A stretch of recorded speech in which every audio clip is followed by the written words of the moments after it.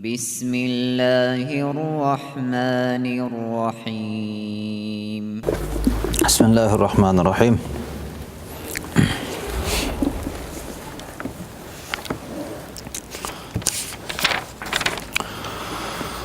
الحمد لله والصلاة والسلام على رسول الله صلى الله عليه وسلم اللهم انفعنا بما علمتنا وعلمنا ما ينفعنا وزدنا علما والحمد لله على كل حال ما بعد وبه قال حدثنا وقال البخاري وقال الليث حدثني خالد بن يزيد عن سعيد بن أبي هلال أن أبا الأسود أخبره عن عروة عن عائشة رضي الله عنها عن النبي صلى الله عليه وسلم قال الملائكة تحدث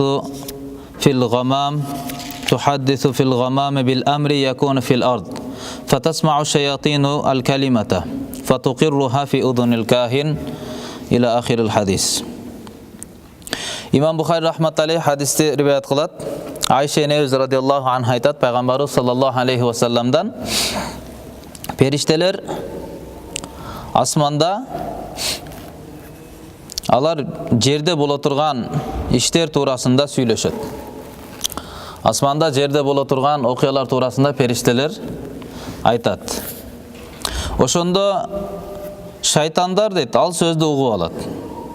Угуп алып туруп келип, кахин, көз ачыктар, бакчылар деп коебуз го. Ошо бакчыларга, кахиндерге келип аны алар жеткирет. Жана алар фаязидуна ма'аха ми'ата калима, бирок жеткиргенде жөн жеткирбестен ага 100 калп сөздү кошуп туруп анан жеткирет дейт. Жана башка риваятта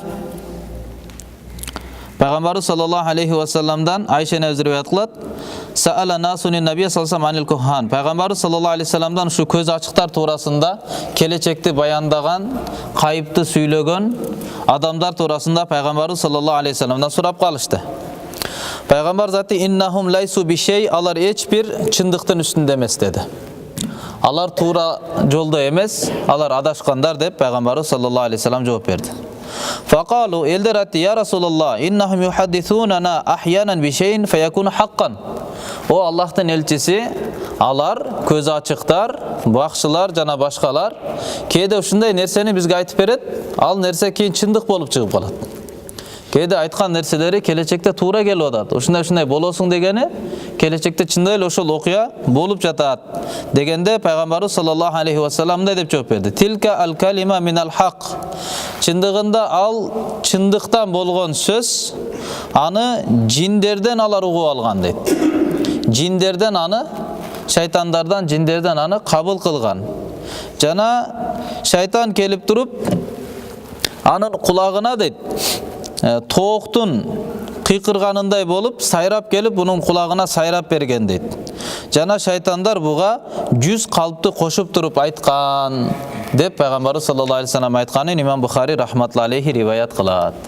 Демек бул хадистерден да белинип атат, жиндер дагы о асман дүйнөсүнө биринчи катарга чыга алышат экен. Мурда ушинтип алар асманга чыгып, асмандын дүйнөсүнөн да көтөрүлүп ушундай чыга алган экен да. Бирок качанда Пайгамбарыбыз саллаллаху алейхи ва саллям дүйнөгө келгенден кийин, пайгамбар болгондон кийин алар эми жөн чыга албай калышкан да.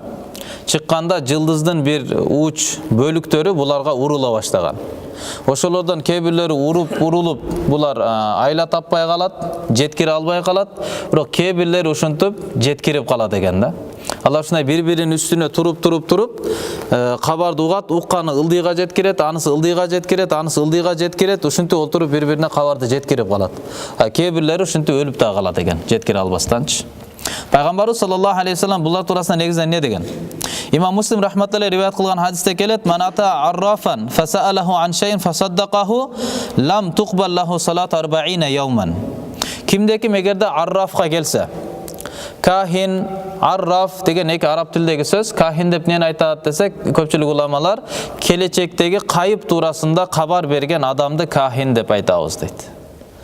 Арраф деп кимди айтабыз десе, жылдыз аркылуу чечмелеп, жылдыз аркылуу төлгө кылгандар, көз ачыктык кылгандарды аларды арраф деп айтабыз дейт. Биздин сөз менен айтканда бакчылар жана төлгөчүлөр жана көз ачыктар да.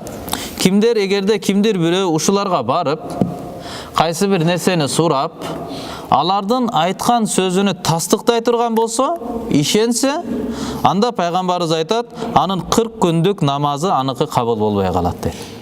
40 күндүк намазы текке кетет.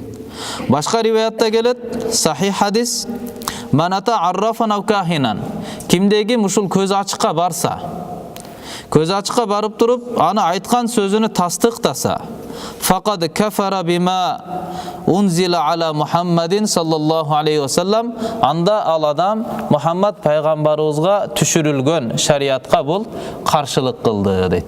Кафир болду, пайгамбарыбыз алып келген шариатка бу четке каккан адам болду деп, пайгамбарыбыз кафир болду деген сөздү иштеткен.